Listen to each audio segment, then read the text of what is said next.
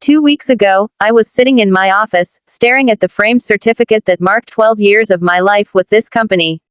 12 years of late nights, early mornings, crisis management, and carrying a team through the storms.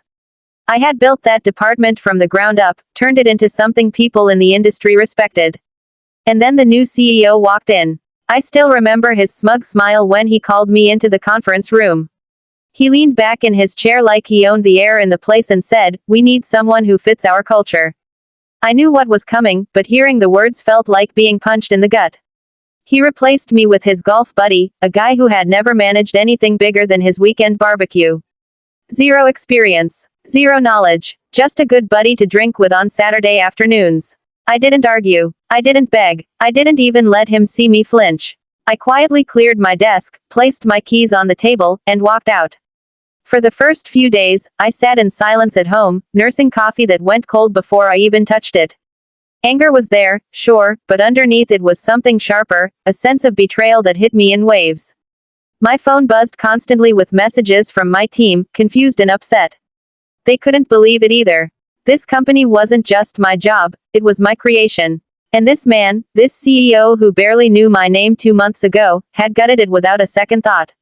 I thought about sending him a message, telling him exactly what I thought of him, but something told me to wait.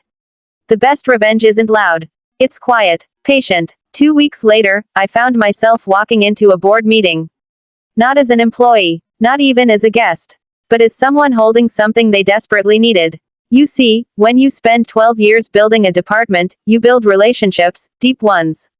Over those years, I had cultivated strong connections with some of our biggest clients, the kind of relationships that go beyond contracts. They trusted me, not the logo on the door. And when word got out that I was gone, calls started coming in. "Where are you going next? We'd like to follow you." I didn't have a company then. But I had leverage. By the end of the first week, I'd set up my own consultancy. Small team, just the right people, people I trusted and who trusted me. I hadn't stolen a single client, I'd simply let them know where I was and what I could offer. And, as it turned out, what I could offer was better, faster, and more personal than what they were about to get from my replacement. Within days, half of the company's top accounts had signed with me.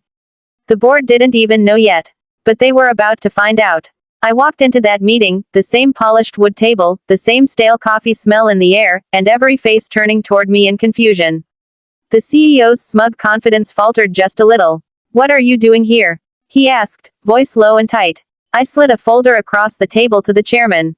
Inside was a detailed breakdown of the accounts that had moved over to my firm, numbers, signatures, contracts. Silence fell over the room. You could hear the air conditioner humming. Then the chairman looked at me, then at the CEO, and back at me again. "Is this accurate?" he asked. "Every word," I replied. The CEO's face went pale, the kind of pale you get when the floor disappears under your feet. He stammered something about client loyalty, about how I must have used insider information. I smiled. "No," I said. "They came to me. Because they trust me. Because they like the culture I built. The one you said I didn't fit." There was no anger in my voice. Just calm certainty. The kind that cuts deeper than shouting ever could. The chairman closed the folder and leaned back in his chair.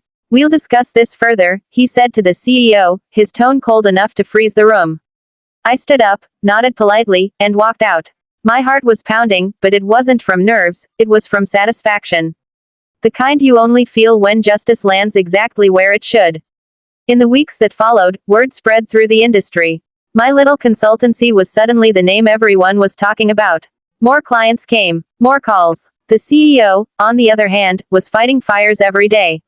His golf buddy couldn't keep up with the workload, had no idea how to handle the relationships, and was bleeding accounts faster than he could sign new ones.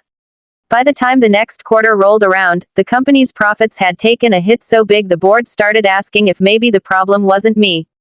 Maybe it was him. I never gloated publicly. I didn't need to. Every time I signed a new contract, every time I heard from another client who said, "We're glad we found you," it was another quiet victory. That CEO taught me a lesson the hard way, but he also handed me the keys to my next chapter. The culture he said I didn't fit turned out to be exactly what my clients wanted. Just not in his building. Sometimes revenge isn't about destroying someone in one dramatic move. Sometimes it's about letting them destroy themselves, while you walk away and build something better. And believe me, watching them realize it, that's the sweetest part. If you've ever been underestimated, if someone has ever looked you in the eye and told you that you didn't belong, remember this: the best payback is proving them wrong so completely that they can't even say your name without thinking about how badly they messed up. And that's exactly what I did. If this story gave you chills, make sure to hit that like button, share it with someone who needs a reminder that karma is real, and subscribe for more satisfying revenge stories. Now tell me, what's the most satisfying revenge you've ever seen?